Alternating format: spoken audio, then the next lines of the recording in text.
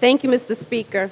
I want to thank my colleagues and, of course, our Speaker for allowing the Assembly to once again take this crucial step towards securing paid family leave for all hardworking New Yorkers, a protection that would be monumental for businesses and their employees.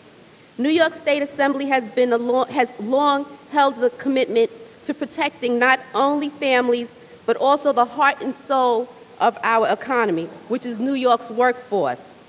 And I believe that this paid family leave proposal does just that. Today, workers are fulfilling a variety of roles in their families. They face the challenges of raising their children, paying the bills, and now more than ever, taking care of an aging parent. Grown children have become the single greatest source of care for our parents. The proposal also reflects the Assembly's continued commitment to protecting the rights of women in New York.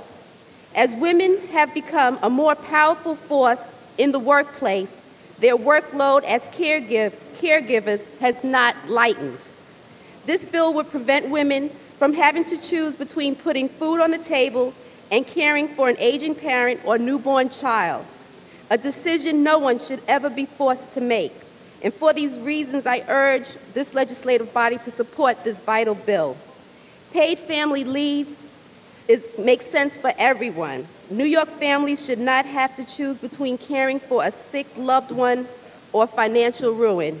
And businesses should not have to lose valuable employees who need time to care for those loved ones. Thank you.